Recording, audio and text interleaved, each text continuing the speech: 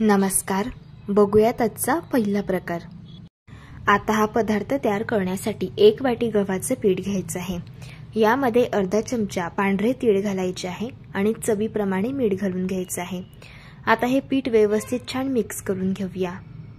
पीठ चांगलं मिक्स करून घेतलेलं आहे। आता ज्या वाटीने गव्हाचं पीठ घेतलं होतं त्याच वाटीने बरोबर 1 वाटी इथे आपल्याला वाटाणे घ्यायचे आहे। वाटाणे इथे आपल्याला ताजे आणि फ्रेश वापरायचे आहे। वाटाणे शिजवलेले नाहीये, कच्चेच वाटाणे इथे घेतलेले आहे। यामध्ये 1 इंच आलं आणि 4 ते 5 लसणच्या पाकळ्या घातल्या आणि 3 हिरव्या मिरचीचे काप घालून घेतले।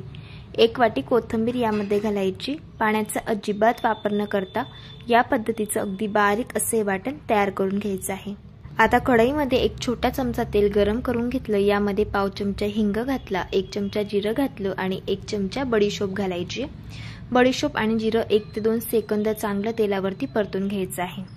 आता तयार करून घेतलेली वाटाण्यांची पेस्ट आपल्याला यामध्ये घालून घ्यायची आहे। ही पेस्ट 1 ते 2 मिनिटं चांगली तेलावरती आपल्याला परतून घ्यायची आहे। वाटाण्याची पेस्ट मी चांगली परतून घेतलेली आहे। आता यामध्ये आपण काही मसाले घालून घेऊया। पाव चमचा हळदी पावडर घालायची, पाव चमचा गरम मसाला यात घालायचा आहे।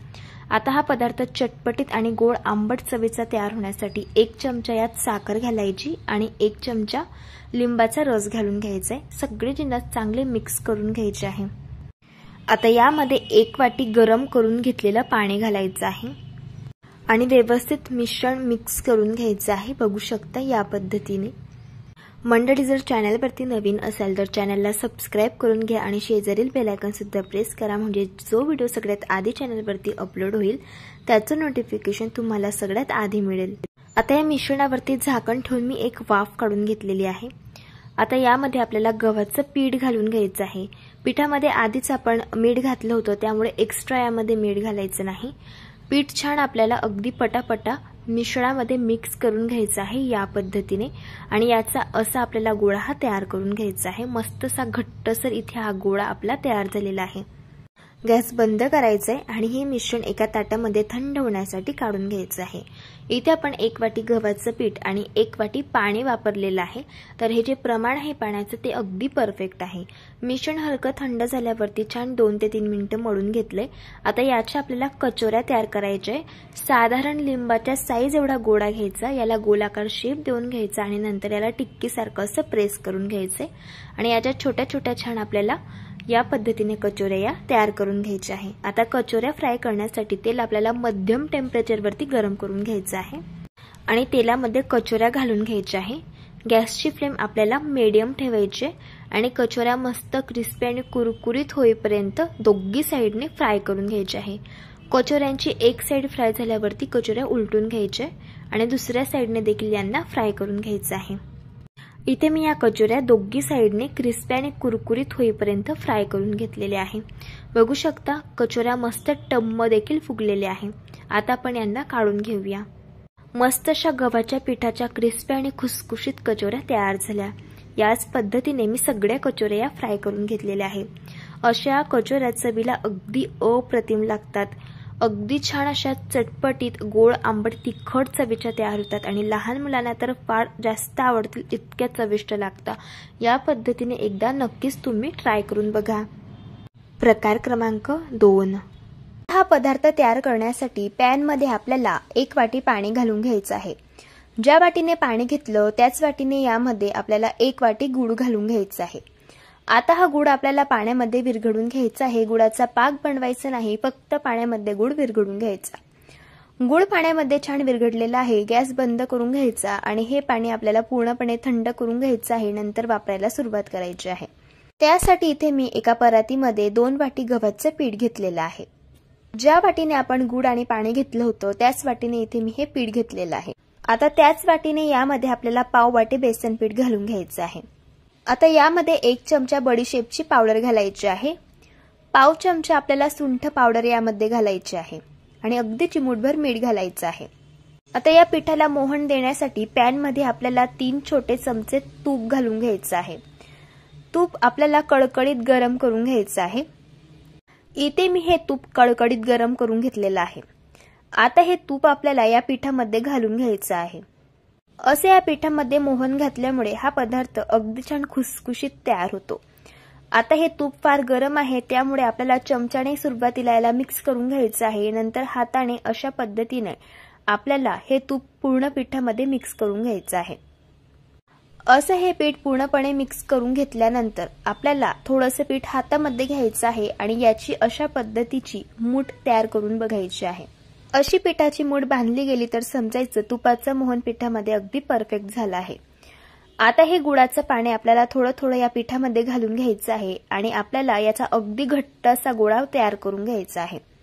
इथे आज आपण गुळाच्या खुसखुशीत कापण्या बनवणार आहोत. तर कापण्या बनवण्यासाठी आपल्याला हे जे पीठ आहे तर ते छान घट्ट मळून घ्यायचं आहे. जर आपण हे पीठ सैल मळलं तर कापण्या आतून मऊ राहतात आणि त्या छान क्रिस्पी आणि खुसखुशीत होत नाहीत. त्यामुळे हे पीठ जेवढं घट्ट मळता येईल तेवढं घट्ट मळून घ्यायचं.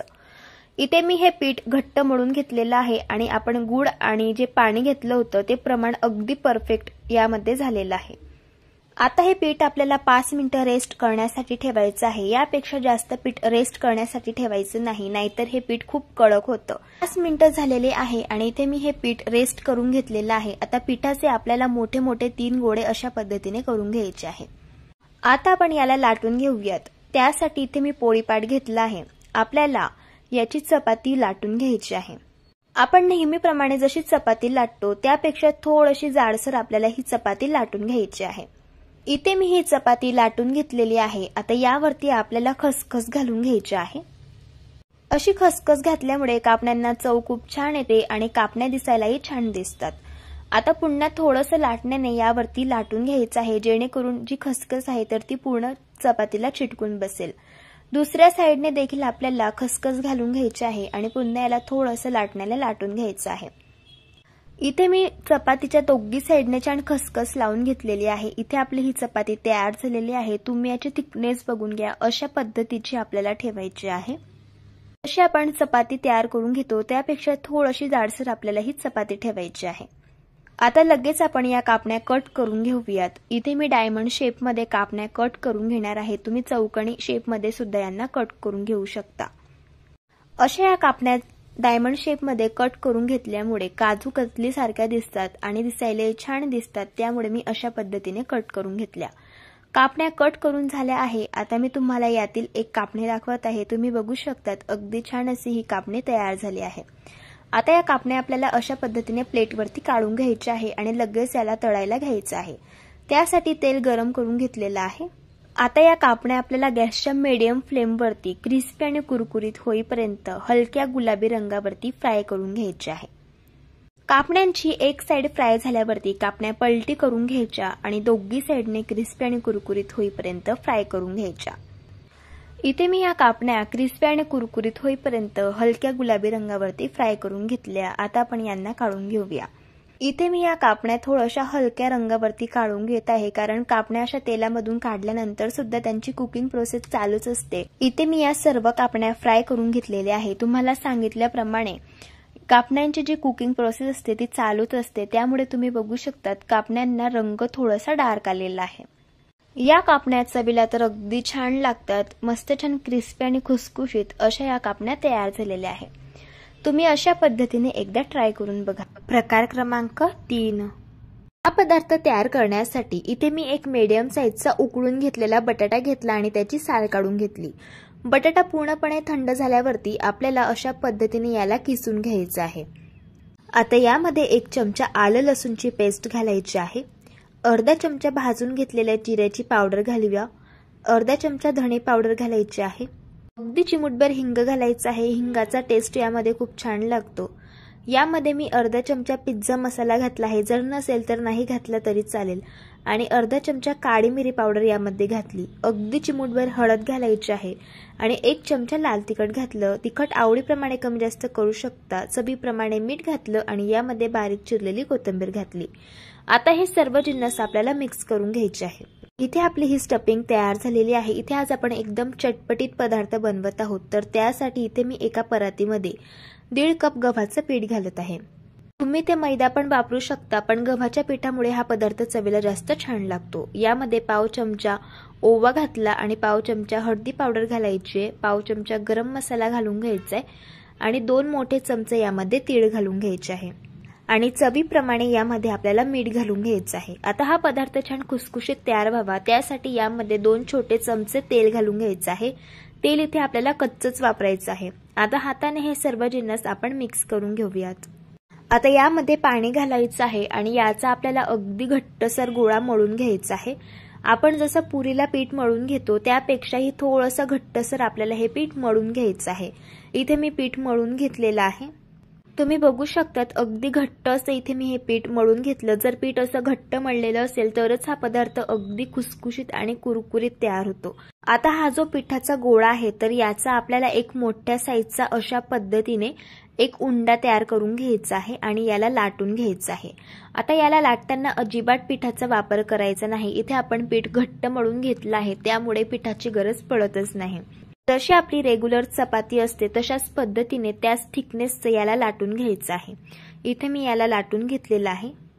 आता आपण जी बटाट्याची तयार करून घेतलेली स्टफिंग होती तर ती यावरती आपल्याला लावून घ्यायची आहे। ही स्टफिंग मी चमच्यानेच लावून घेत आहे। हवं तर तुम्ही हाताने सुद्धा हिला पसरवून घेऊ शकता। हा पदार्थ आपण खूप कुरकुरीत, खुसखुशीत आणि चटपटीत बनवत आहोत त्यामुळे हा पदार्थ लहान काय मोठे सुद्धा खूप आवडीने खातील। इथे मी बटाट्याची स्टफिंग छान या चपातीला लावून घेतली। आता या चपातीचा आपल्याला अगदी घट्ट असा रोल तयार करून घ्यायचा आहे। हे बघा इथे मी हा रोल तयार करून घेतलेला आहे। आता आपण याला कट करून घेऊयात।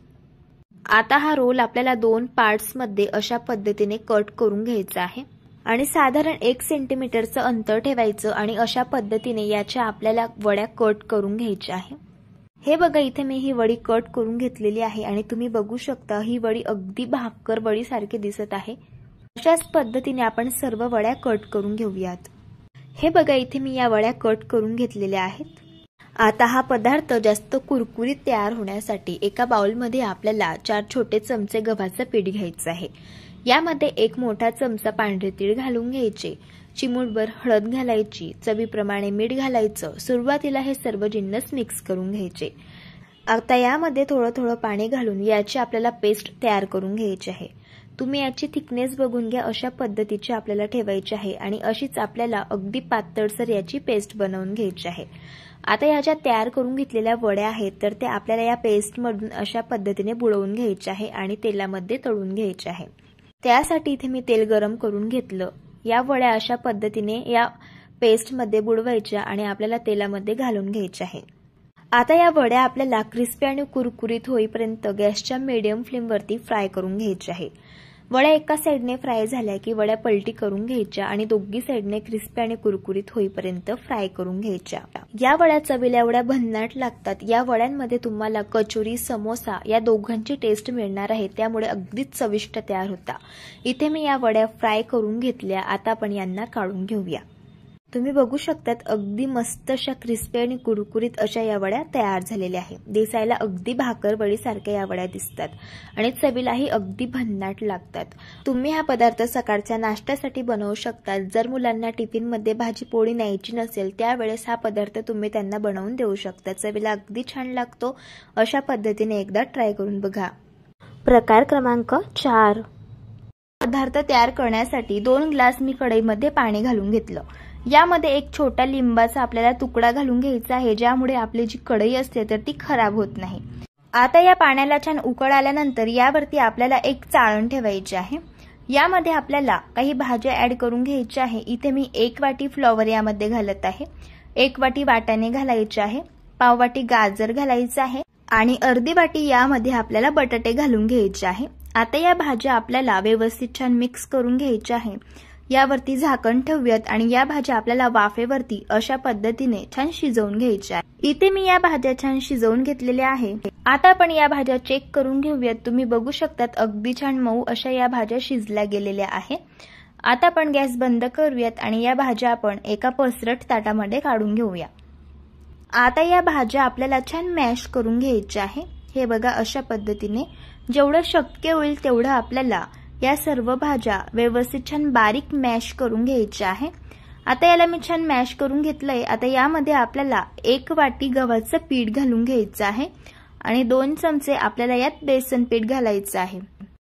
हा पदार्थ अगदी छान चटपटीत तयार होण्यासाठी यामध्ये 2 चमचे पावभाजी मसाला घालून घ्यायचा आहे, पाव चमचा चाट मसाला घालायचा आहे, पाव चमचा आमचूर पावडर घालायची, पाव चमचा हळदी पावडर घालूया, अर्धा चमचा लाल तिखट घालायचे, पाव चमचा गरम मसाला घालायचे आणि 1 चमचा कस्तुरी मेथी घालायचे, 1 चमचा पांढरे तीळ घालून घ्यायचे, 1 चमचा आलं लसूणची पेस्ट घालूया आणि 1 वाटी बारीक कापून घेतलेली कोथिंबीर घालायची आहे।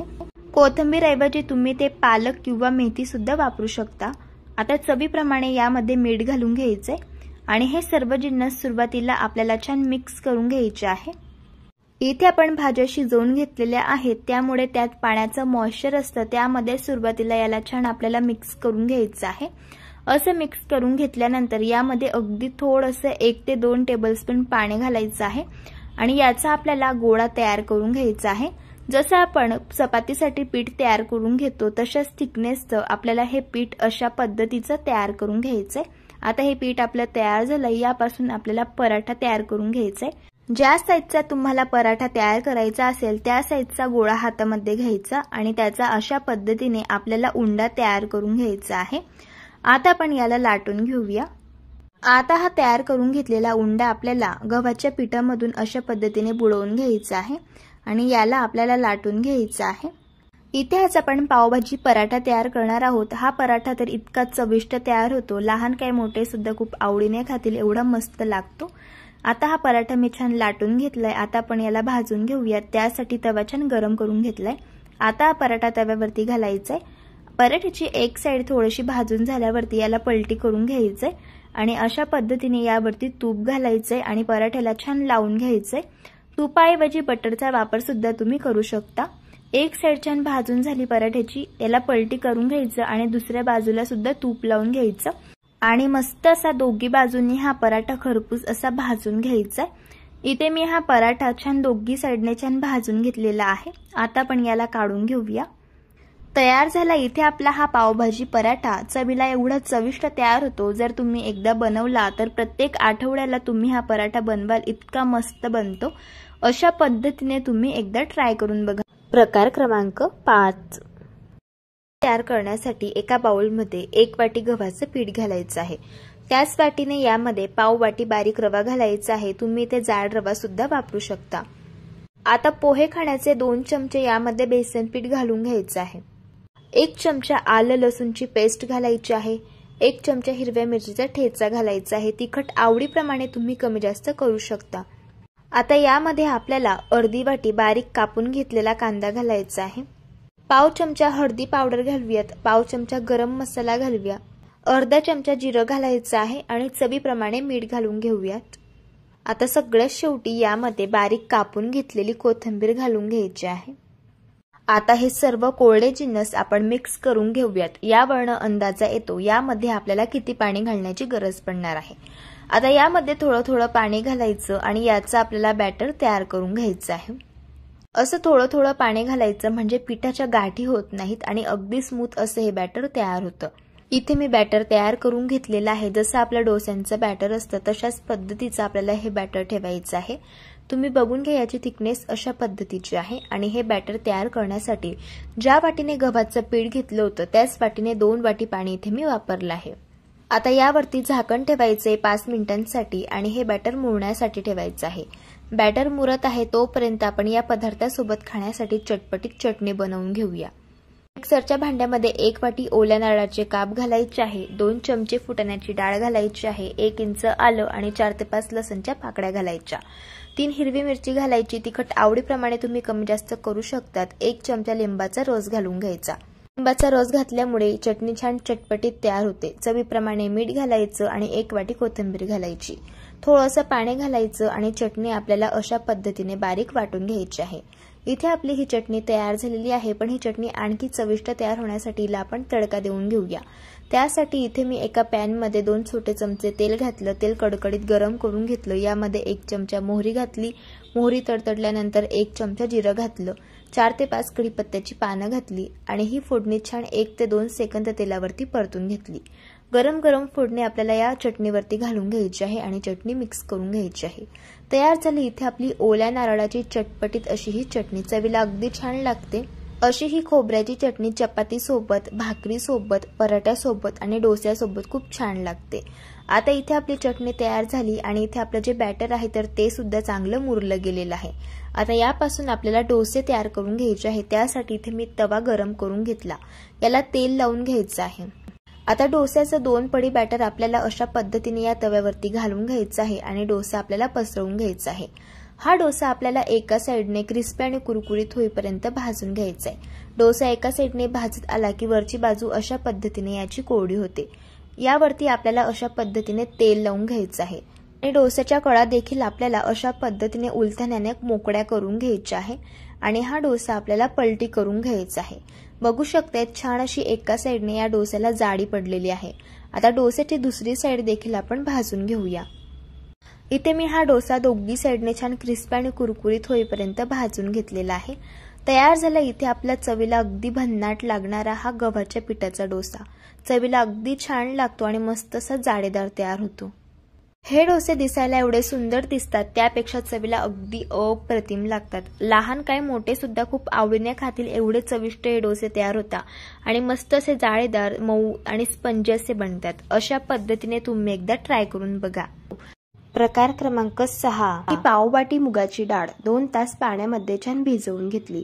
आता या डाळवरील पाणी आपल्याला अशा पद्धतीने काढून घ्यायचं आहे आणि डाळमधील 2 टेबलस्पून डाळ अशा पद्धतीने सेपरेट बाजूला काढून घ्यायची आहे। ही डाळ का बाजूला काढून घेतली ते मी तुम्हाला पुढे सांगणारच आहे। आता एका मिक्सरच्या भांड्यामध्ये आपल्याला मुगाची डाळ घालून घ्यायची आहे। यामध्ये आपल्याला 1 चमचा जिरं, 4 ते 5 लसणच्या पाकळ्या, 1 इंच आल्याचे काप, 2 हिरवी मिरची, तिखट आवडीप्रमाणे कमी जास्त करू शकता। पाण्याचा वापर जराही न करता आपल्याला जाडसर अशा पद्धतीने ही डाळ वाटून घ्यायची आहे। आता एका परातीमध्ये 1 वाटी आपल्याला गव्हाचे पीठ घालायचं आहे। यामध्ये वाटून घेतलेली ही मुगाची डाळ आता घालूया आणि बाजूला सेपरेट काढून घेतलेली ही डाळ आपल्याला यामध्ये घालायची आहे। अशी ही डाळ घातल्यामुळे या पदार्थाला चव खूप छान येते। आता पाव चमचा हळद, पाव चमचा लाल तिखट, पाव चमचा गरम मसाला, पाव चमचा धणे पावडर आणि पाव चमचा चाट मसाला घालायचा आहे। चाट मसाल्यामुळे या पदार्थाला चव खूप छान येते। चवीप्रमाणे मीठ घालायचे आणि कोथिंबीर घालायची। आता सगळ्यात शेवटी 2 चमचे साजूक तूप घालायचे। असं साजूक तूप घातल्यामुळे या पदार्थाला चव खूप छान येते। आता हे सर्व जिन्नस सुरुवातीला हाताने छान मिक्स करून घ्यायचे आहे। यावरून अंदाजा येतो यामध्ये आपल्याला किती पाणी घालायचंय। आता थोडं थोडं पाणी घालून याचा आपल्याला छान गोळा मळून घ्यायचा आहे। जसे आपण चपातीचं पीठ मळून घेतो तशाच पद्धतीचं आपल्याला पीठ मळून घ्यायचं आहे। असं पीठ मळून घेतल्यानंतर थोडंसं यावरती तूप घालायचं आणि पुन्हा 1 ते 2 मिनिटं आपल्याला पीठ छान मळून घ्यायचं आहे। इथे मी पीठ छान मळून घेतलेलं आहे। आता इथे आपण मुगाचा पराठा तयार करणार आहोत। ज्या साईजचा पराठा तयार करायचा असेल त्या साईजचा गोळा घ्यायचा आणि याचा आपल्याला अशा पद्धतीने उंडा तयार करून घ्यायचा आहे। आता हा उंडा आपल्याला पिठामधून बुडवून घ्यायचा आहे आणि याला थोडंसं लाटून घ्यायचं आहे। असे याला लाटून घेतल्यानंतर यावरती थोडंसं तूप घालायचं आणि याला अशा पद्धतीने पसरवून घ्यायचं। आता आपल्याला याला फोल्ड करून घ्यायचं आहे। हे बघा अशा पद्धतीने असं याला फोल्ड करून घेतल्यानंतर पुन्हा याला पिठामधून बुडवून घ्यायचं आणि याचा आपल्याला छान पराठा लाटून घ्यायचा आहे। इथे मी गोलाकार पराठा लाटून घेणार आहे। इथे तुम्ही त्रिकोणी पराठा सुद्धा लाटून घेऊ शकता। आता इथे मी पराठा छान लाटून घेतलेला आहे। आता आपण याला भाजून घेऊया। आता इथे मी तवा छान गरम करून घेतलाय। यावरती हा पराठा घालायचा आहे। पराठ्याची एक साइड छान भाजून झाल्यानंतर पराठा पलटी करून घेऊया। यावरती आता तूप घालून घ्यायचं आहे आणि दोन्ही साइडने आपल्याला तूप घालून हा पराठा भाजून घ्यायचा आहे। तुपाऐवजी तुम्ही तेलाचा वापर सुद्धा करू शकता, पण तुपामुळे या पराठ्याची चव खूप छान लागते। इथे मी दोन्ही साइडने छान तूप लावून हा पराठा मस्त भाजून घेतलेला आहे। हे बघा इथे आपला हा पराठा तयार झालेला आहे। आता आपण याला काढून घेऊयात। हा पराठा चवीला तर अगदी भन्नाट लागतो आणि जर प्रवासामध्ये पराठा नेत असाल तर 2 ते 3 दिवस अजिबात खराब होत नाही। असा हा मुगाचा पराठा अतिशय पौष्टिक तयार होतो आणि सगळ्यात महत्त्वाचं लहान काय मोठ्यांना सुद्धा फार आवडतो। प्रकार क्रमांक 7, आता एका कढईमध्ये 2 चमचे साजूक तूप घालायचे। यामध्ये 1 वाटी बारीक कापून घेतलेली मेथी घालायची। आता ही मेथीची भाजी आपल्याला 1 ते 2 मिनिटं छान या तुपावरती परतून घ्यायची आहे। हे बघा इथे मी ही मेथीची भाजी छान परतून घेतली आहे। आता याला एका प्लेटमध्ये आपण काढून घेऊयात। आता लगेच एका परातीमध्ये आपल्याला 1 वाटी गव्हाचं पीठ घालायचे, 1 चमचा बेसन पीठ घालायचे, 1 चमचा आलं, लसूण आणि मिरचीची पेस्ट घालूयात। आता यामध्ये आपल्याला पाव चमचा हळदी पावडर घालायची आहे, पाव चमचा गरम मसाला घालायचा आहे, 1 चमचा धणे पावडर घालायची आहे, पाव चमचा ओवा घालायचा आहे आणि 1 चमचा तीळ घालायचे आहे। आता यामध्ये आपण 2 चमचे दुधावरची साय घालूयात। अशी ही दुधावरची साय घातल्यामुळे या पदार्थाला चव खूप छान येते। आता ही तुपावरती परतून घेतलेली मेथीची भाजी घालायची आहे आणि बारीक कापून घेतलेली कोथिंबीर घालायची आहे। चवीप्रमाणे मीठ घालायचं आहे आणि हे सर्व जिन्नस हाताने सुरुवातीला मिक्स करून घ्यायचे आहे। आता यामध्ये थोडं थोडं पाणी घालून आपल्याला याचं पीठ मळून घ्यायचं आहे।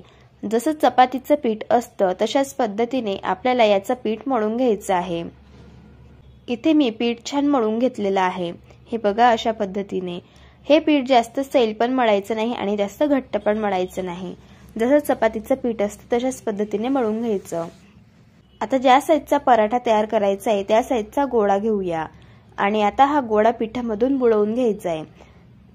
आता याला आपल्याला थोडंसं लाटून घ्यायचं आहे। असं थोडंसं लाटून घेतल्यानंतर याला आपण तेल लावूयात आणि अशा पद्धतीने याला फोल्ड करून घेऊयात। आता पुन्हा आपण याला पिठामधून बुडवून घेऊयात। आता याचा आपल्याला हा पराठा छान लाटून घ्यायचा आहे। इथे मी पराठा छान लाटून घेतलेला आहे। आता आपण पराठा भाजून घेऊयात। इथे मी तवा छान गरम करून घेतलेला आहे। आता यावरती पराठा घालूयात। पराठ्याची एक साइड छान भाजून झाली की पराठा पलटी करून घ्यायचा आहे आणि यावरती आपल्याला तेल लावून घ्यायचं आहे आणि असं तेल लावून आपल्याला हा पराठा छान भाजून घ्यायचा आहे। तेलाऐवजी इथे तुम्ही तुपाचा वापर सुद्धा करू शकतात। तुपामुळे या पराठ्याला चव खूप छान येते। असं दोघी साइडने तूप लावून आपल्याला हा पराठा छान भाजून घ्यायचा आहे। तर इथे आपला पराठा मस्त मी भाजून घेतलेला आहे। आता आपण याला काढून घेऊयात। तर तयार झाला इथे आपला हा चटपटीत असा मेथीचा पराठा। जर तुम्हाला आजच्या या सर्व रेसिपीज आवडल्या असतील तर रेसिपीला लाईक करा, चॅनलला सबस्क्राईब करा आणि शेजारील बेल आयकॉन प्रेस करायला विसरू नका। व्हिडिओ जास्तीत जास्त शेअर करा। तर चला भेटू एका मस्त अशा चमचमीत रेसिपी सोबत। तोपर्यंत धन्यवाद।